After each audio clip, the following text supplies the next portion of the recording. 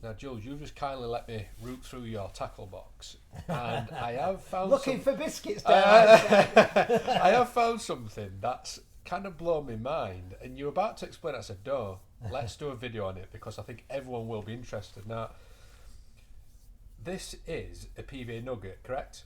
In fact, it is, yeah, it's a PVA nugget. However, it looks like it's wrapped in PVA.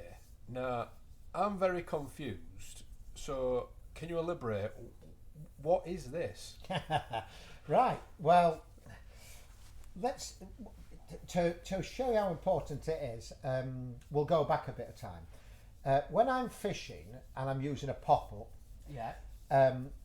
I always like the pop-up to settle properly. So you cast out, it kicks away and sits like that.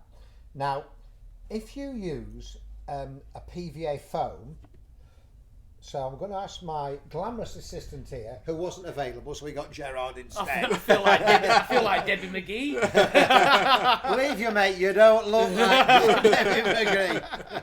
Although, if you were a millionaire, what first attracted you to the millionaire Gerard Williams? Right, so normally this is how I use PVA in the summer, a PVA nugget. Now, that will be hanging from the bivvy, so I put one on the front over the hook point. I then lick both ends of the nugget and then I squeeze both ends like that. What you create is what I call a donut effect. When you cast out, the foam, the lead hits the bottom like that. The nuggets will hold it so that the force of the lead hasn't dragged the hook length down into the weed straight away. It will sit like that, and if my glamorous assistant will hold that as though he was a lead... Certainly. What will happen is, to start with, the one on the back of the hook will roll off. It'll come to the surface like that. And I tend to stand and I bait up over that. I was going to say, it's a very good baiting point, isn't it, when it Yeah, comes and then the other one will just roll off and come to the surface as well. And then that hook will sit like that perfectly.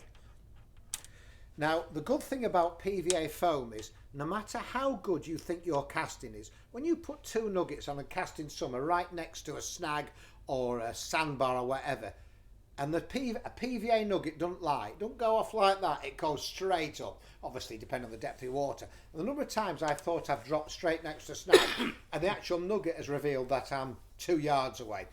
It also gives me something to bait up against. However, when it comes to the winter months, the temperature will affect how the nuggets will adhere together, and the water, no matter how much water comes up, they won't push apart. And you then have the problem, you sat there, and I used to do, you sit there and you think, 1 minute, 2 minutes, 3 minutes, and you don't want that. So one of the little tricks I came up with was what I call the mesh nugget. So what we got here is the Nash, it's the narrow one, it's the Nash anti-ladder PVA mesh. And so what I did is I got, obviously as normal, I get a normal PVA nugget, I slide it down.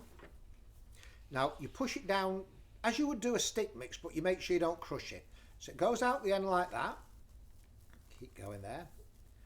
Take that, as I would do a bag. I mean, I don't do bag mesh like anybody else. Cut the end off, and then making sure you don't squeeze it too tight. Just wrap round like that. Just tie the knot in the end. The trick is not to crush the nugget.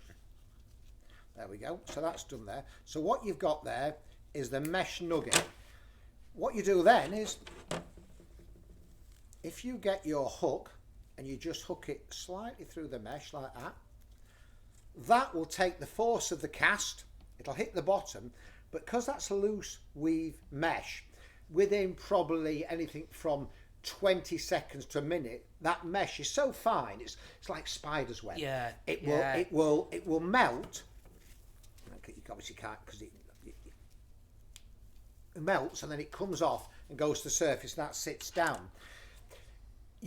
I have seen people using mesh nuggets in terrible ways. And again, if my glamorous assistant will hold it this way. Certainly. The worst way you can ever use a PVA nugget, even in the warmest of waters, is to do that, lick it and squeeze it on. Right. You'll cast that out, and yes, it'll never ever tangle.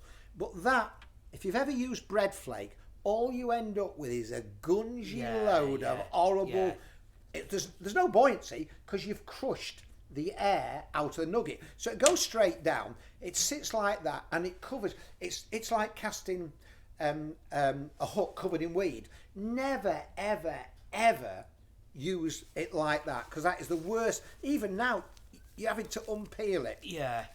Sometimes in summer you can actually get away with, certainly if you're using a baiting spoon, a bait boat or short range, you can nick it in like that and you can cast out like that. But I always prefer two. And one thing I've noticed as well, and you probably thought, oh, why is he using two covered nuggets? Years ago, when I fished one of my favourite waters, the Mere in Lincolnshire, when all the candy floss blossom came on the surface, and it was all white, and I thought, has my foam come off or not, or is it? So I use two colours, because with two colours you can actually see that both have come off. So the green, which is on the back, will roll off first, then the orange comes off, and that, Jules, it's just that other little percentage, just like that. I'm never worried about. I'll tell you something. I do like the two different colour I know. options. That's you something know. we've never mentioned that. You see, you never stop learning. That's brilliant, Jules. And it's nobody taught me that. You cast out two bits of white foam, and then this white foam would come off, and at range you think, well, is that one bit that's come off, or is that two bits that are glued together? And you'd sit and you watch and watch. But if you use two different colours, white and whatever, you know that both bits have come off. Yeah. Just a little edge. No, that's absolutely fantastic. And like you said, mate, there's two valid points there, Jules. Obviously, three. Using it in winter. Yeah. And it's not congealing. Do them all at home.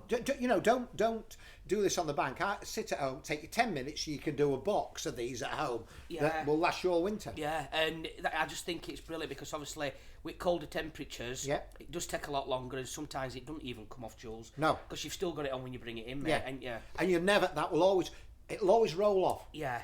The second point is obviously when you're folding it round, that is like a no-no, isn't it? Because like you said, it's the best anti-bite thing you could ever have. Even in the summer, it's the best way of not getting a tangle, but also not getting a bite. And if you're that bothered, just don't cast out. You'll not get any tangles, but you won't get any bites. Well, I can tell you something. The different coloured jewels. Yeah. I will be definitely using that in my armoury, mate. I'll give you a bit of a Yorkshireman's tip. The white is always cheaper than the coloured, so don't use two bits of coloured foam. Use some white and some coloured, and that'll make a Yorkshireman happy. That'll save you a bit of money.